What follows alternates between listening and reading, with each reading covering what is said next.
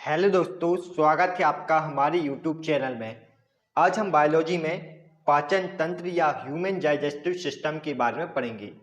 तो पूरी जानकारी के लिए पूरा वीडियो अवश्य देखें। तो चलिए शुरू करते हैं। मानव शरीर में अनेक तंत्र पाए जाते हैं, जैसे पाचन तंत्र, श्वसन तंत्र, तंत्रिका तंत्र, कंकाल तंत्र। इन सभी में से आज हम पाचन तंत्र के बारे में जानेंगे। मानव पाचन तंत्र। मानव पाचन तंत्र को जानने से पहले हम पाचन को जानेंगे कि पाचन क्या है। पाचन वह प्रक्रिया है जिसमें जटिल कार्बनिक अणु को छोटे व सरल अणु में बदला जाता है, और मानव में पाचन तंत्र के माध्यम से होता है। मानव पाचन तंत्र में मुख्यतः आहारनाल व ग्रंथियां होती हैं। मानव पाचन तंत्र में मुख्यतः आहारनाल और ग्रंथियां होती हैं। आहारनाल या एलिमेंट्री कैनल। आहार नाल के अनेक भाग हैं। आहार नाल के भाग हैं मुखगुहा, ग्रसनली, आमाशय, छोटी आंत और बड़ी आंत। जबकि पाचन ग्रंथि के भी अनेक भाग हैं। पाचक ग्रंथि के अंतर्गत लार ग्रंथि, जठर ग्रंथि, यकृत, अन्नाशय और आंत ग्रंथि आती है। यह थे पाचक ग्रंथि या डाइजेस्टिव ग्लैंड के भाग। पाचन एक फिजियोकेमिकल प्रोसेस है। पाचन क्या है? एक फिजियोकेमिकल प्रोसेस। पाचन का मुख्य कार्य भोजन से ऊर्जा का निर्माण करना है। जो मनुष्य में पाचन होता है उसका मुख्य कार्य है भोजन से ऊर्जा का निर्माण करना। पाचन के द्वारा जटिल को सरल कार्बनिक अणुओं में बदला जाता है। जटिल कार्बनिक अणु को सरल कार्बनिक अणु में पाचन के द्वारा बदला जाता है।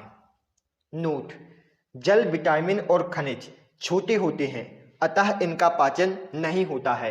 यह सिर्फ अवशोषित होते हैं। जो जल, विटामिन और खनिज हैं यह छोटे होते हैं, अतः इनका पाचन हमारे शरीर में नहीं होता है। इनका सिर्फ अवशोषण होता है। अब हम एलिमेंट्री कैनल के बारे में जानेंगे कि एलिमेंट्री कैनल या आहार नाल क्या है। मानव की आहार नाल 8 से 10 मीटर लंबी होती है। जो मानव की आहार नाल है यह 8 से 10 मीटर लंबी या 32 मीटर लंबी होती है। मानव की आहार नाल मुख से बड़ी आंत तक फैली होती है। जो मानव की आहार नाल है वह मुख से बड़ी आंत तक फैली होती है। मानव की आहार नाल के अनेक भाग हैं। यह अनेक भाग कौन कौन से हैं? यह है मुखगुहा, ग्रासनली, आमाशय, छोटी आंत और बड़ी आंत। इन सभी भागों को हम डिटेल से जानेंगे। सबसे पहले हम मुखगुहा या वकल कैविटी के बारे में पढ़ेंगे। मुखगुहा मुख के चारों ओर की कैविटी को कहते हैं। इसमें लार ग्रंथि उपस्थित होती हैं। लार ग्रंथि कहाँ उपस्थित होती हैं? मुखगुहा में। लार ग्रंथि लार या सलाइवा का उत्सर्जन करती हैं। लार का पीएच मान 6 से 8 होता है। जो हमारी लार है इसका पीएच मान कितना होता है? 6 से 8। लार में मनुष्य के मुख में प्रतिदिन 1.5 लीटर लार बनती है। मनुष्य का मुख है जो, इसमें लगभग 1.5 लीटर प्रतिदिन लार बनती है और इसका पीएच मान 6 से 8 होता है। मनुष्य की लार में 99% जल और 1% एंजाइम पाया जाता है। यह था लार का संगठन। मनुष्य के सैलिवा में टाइलिन, लाइसोजाइम, एमाइलेज और डाइस्टेट एंजाइम पाया जाता है। मुखगुहा में 3 जोड़ी लार ग्रंथि होती हैं। यह 3 जोड़ी लार ग्रंथि हैं सबलिंगुअल, सबमेड्यूबल और पैरोटिड। मनुष्य के मुख में पैरोटिड सबसे बड़ी लार ग्रंथि होती है।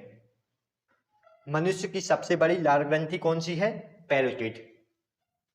अब हम मनुष्य की लार में जो भी एंजाइम पाए जाते हैं उनके कार्य को देखेंगे। मनुष्य की लार में म्यूकस, एमाइलेज, लाइसोजाइम और टाइलिन व डाइस्टेट एंजाइम पाए जाते हैं। म्यूकस भोजन को चिपचिपा बनाता है। एमाइलेज स्टार्च को शर्करा में परिवर्तित करता है। लाइसोजाइम जीवाणुओं का नाश करता है और टाइलिन व डाइस्टेट स्टार्च या चोकन का पाचन करता है। यह थे मनुष्य की लार में पाए जाने वाले एंजाइम। अब हम ग्रास नली के बारे में देखेंगे। ग्रास नली लगभग 25 सेंटीमीटर लंबी होती है। ग्रास नली में भोजन का पाचन नहीं होता है। मनुष्य की आहार नाल के किस भाग में भोजन का पाचन नहीं होता है? ग्रास नली में। ग्रास नली में भोजन को धकेलने के लिए क्रमानुकंचन होता है। जो ग्रास नली है इसमें भोजन को धकेलने के लिए क्रमानुकंचन होता है। ग्रास नली के बाद गए भोजन को बुलस कहते हैं। जब हमारा भोजन पेट में पहुंच जाता है तो उस भोजन को क्या कहा जाता है? बुलस। यह पॉइंट आपको याद रखना है। अब हम आमाशय या स्टोमच के बारे में पढ़ेंगे। आमाशय का आकार जे के समान होता है। आमाशय में जठर ग्रंथि उपस्थित होती है। जठर ग्रंथि मनुष्य के किस भाग में उपस्थित होती है? आमाशय में। जठर ग्रंथि जठर रस का स्त्रावन करती हैं। मनुष्य के आमाशय में भोजन 4 घंटे तक स्थित रहता है। मनुष्य के आमाशय में भोजन कितने घंटे तक उपस्थित रहता है? 4 घंटे तक। आमाशय के 3 भाग होते हैं। यह 3 भाग हैं, कार्डियक, फंजिक और फाइलोरिक। मनुष्य के आमाशय के 3 भाग कौन कौन से हैं? कार्डियक, फंजिक और फाइलोरिक। इन सभी को हम डिटेल से जानेंगे। कार्डियक। कार्डियक मनुष्य के आमाशय का ऊपरी भाग है। कार्डियक HCl का निर्माण करता है। HCl एक जीवाणुनाशी पदार्थ है और यह भोजन को तोड़ने का कार्य करता है। फंजिक मनुष्य के आमाशय का मध्य भाग है। इसी में कांटेनुमा रोजी पाए जाते हैं। कांटेनुमा रोजी का मुख्य कार्य भोजन को आमाशय में रोकना है। जो फंजिक में कांटेनुमा रोजी पाए जाते हैं यह भोजन को रोकने का कार्य करते हैं और भूख लगने पर यही हमारे आमाशय में चुभन पैदा करते हैं। मनुष्य के आमाशय का तीसरा भाग है फाइलोरिक। फाइलोरिक मनुष्य के आमाशय का निचला भाग है। फाइलोरिक में जठर ग्रंथि पाई जाती है और जठर ग्रंथि जठर रस का स्त्रावन करती हैं। फाइलोरिक मनुष्य के आमाशय का तीसरा भाग होता है जिसमें जठर ग्रंथि पाई जाती है। अब हम जठर रस के बारे में देख लेते हैं। जठर रस में अनेक एंजाइम पाए जाते हैं जैसे HCl, पेप्सिन, रेनिन। यह मनुष्य के जठर रस में पाए जाते हैं। HCl जीवाणु का नाश करता है और इसका उत्पादन ऑक्सिंटिक या पैरासाइटिल कोशिका द्वारा होता है। पेप्सिन प्रोटीन को सरल पदार्थों में तोड़ता है। पेप्सिन नामक एंजाइम प्रोटीन को पेप्टोन्स नामक पदार्थ में तोड़ता है और रेनिन दूध में घुली प्रोटीन को तोड़ने का काम करता है। रेनिन कैनोसिजीन को कैल्शियम पैराकैसिनेट में बदल देता है। यह थे जठर रस में पाए जाने वाले एंजाइम के कार्य। अब हम अन्नाशय के बारे में जानेंगे। अन्नाशय भी पाचन क्रिया में मदद करता है।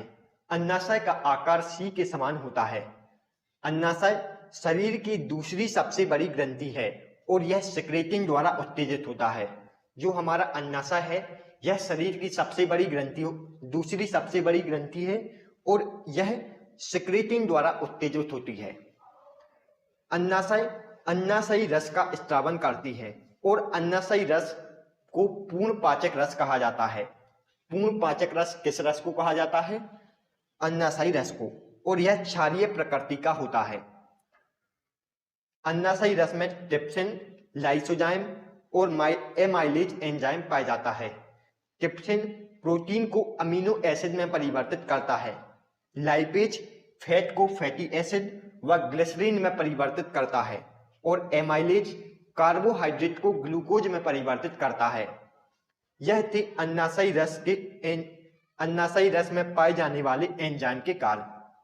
अब हम लीवर के बारे में जानेंगे। लीवर भी पाचन क्रिया में महत्वपूर्ण भूमिका निभाता है। लीवर शरीर की सबसे बड़ी ग्रंथि होती है और इसका वजन लगभग 1.5 से 2 किलो होता है। लीवर पित्त रस का स्त्रावन करती है और यह आंत में एंजाइम की क्रिया तेज करता है। जो पित्त रस होता है यह आंत में एंजाइम की क्रिया को तेज करने का काम करता है। लीवर में ही आरबीसी नष्ट होती है। आरबीसी की मृत्यु कहाँ होती है? लीवर में। और लीवर शरीर के ताप को बनाए रखने का कार्य करता है। लीवर हेपेरिन प्रोटीन का उत्पादन भी करता है और यह शरीर में रक्त को जमने से रोकता है। लीवर हेपेरिन प्रोटीन का उत्पादन करता है और हेपेरिन प्रोटीन शरीर में रक्त को जमने से रोकता है। लीवर फाइब्रोजोजिन प्रोटीन का उत्पादन भी करता है और यह रक्त में थक्का बनने में मदद करता है। फाइब्रोनोजिन प्रोटीन का उत्पादन कौन करता है? लीवर। और लीवर कार्बोहाइड्रेट उपापचय के अंतर्गत ग्लूकोज को ग्लाइकोजन में परिवर्तित करता है। जो लीवर होता है यह कार्बोहाइड्रेट उपापचय के अंतर्गत ग्लूकोज को ग्लाइकोजन में परिवर्तित करने का काम करता है। अब हम पित्ताशय के बारे में पढ़ेंगे। पित्ताशय भी पाचन क्रिया में मदद करता है। पित्ताशय को अंग्रेजी में गॉल ब्लैडर कहते हैं। पित्ताशय को अंग्रेजी में क्या कहते हैं? Gall bladder. पित्ताशय पित्त को संचय करने का काम करता है। पित्त एक क्षारीय द्रव है जिसका पीएच मान 8 होता है। पित्त का पीएच मान कितना होता है? 8। पित्त में जल 85% और वर्णक 12% पाए जाते हैं। पित्त का पक्षाय में गिरना प्रत्यावर्ती क्रिया द्वारा होता है।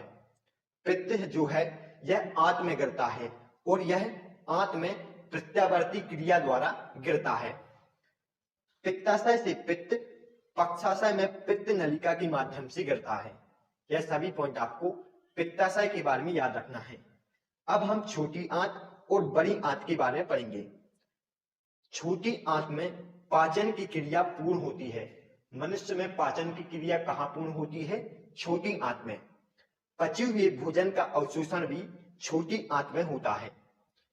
छोटी आंत 6 मीटर लंबी और 2.5 सेंटीमीटर मोटी एक नलिका होती है। छोटी आंत के 3 भाग होते हैं। यह 3 भाग है ग्रहणी, मध्यांत्र और शेषांत्र भाग। छोटी आंत के 3 भाग कौन कौन से हैं? ग्रहणी, मध्यांत्र और शेषांत्र भाग। छोटी आंत में रसासंकुर पाए जाते हैं और इन रसासंकुर के द्वारा भोजन का अवशोषण होता है। छोटी आंत में रसासंकुर या बिली पाए जाती हैं और इन रसासंकुर के द्वारा छोटी आंत में भोजन का अवशोषण होता है। अब हम बड़ी आंत के बारे में जानेंगे। बड़ी आंत के 3 भाग हैं। यह 3 भाग है उंडुक, बृहदांत्र और मलाशय। बड़ी आंत के अवशेषी अंग को अपेंडिक्स कहा जाता है। बड़ी आंत में जो अवशेषी अंग पाया जाता है उसे क्या कहते हैं? अपेंडिक्स। बड़ी आंत का मुख्य कार्य जल का अवशोषण है। बड़ी आंत का मुख्य कार्य क्या है? जल का अवशोषण। अब हम पाचन क्रिया के चरण पढ़ लेते हैं कि मानव में पाचन क्रिया के कौन कौन से चरण हैं।